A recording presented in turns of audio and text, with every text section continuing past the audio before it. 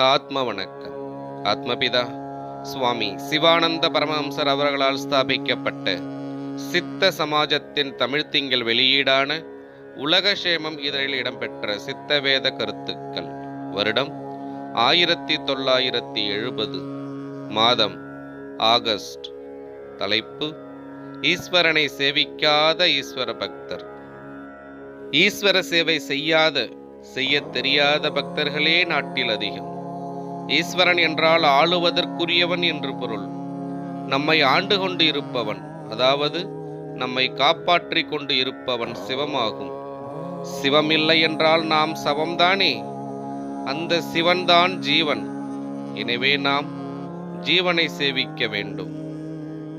சேவித்தல் என்றால் உட்கொள்ளுதல் என்று பொருள்.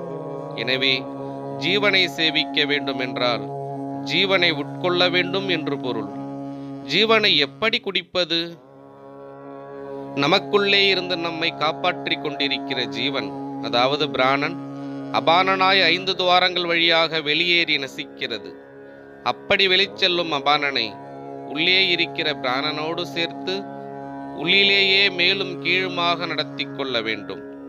அதற்காக தான் ஞானபிதா சித்த வித்தையை அருளினார். இதற்கே ஈஸ்வர சேவை என்று பெயர். இப்படி ஈஸ்வர சேவை செய்யாதவரை ஈஸ்வர பக்தர் என்று சொல்ல இடமுண்டோ? ஆத்ம வணக்கம்.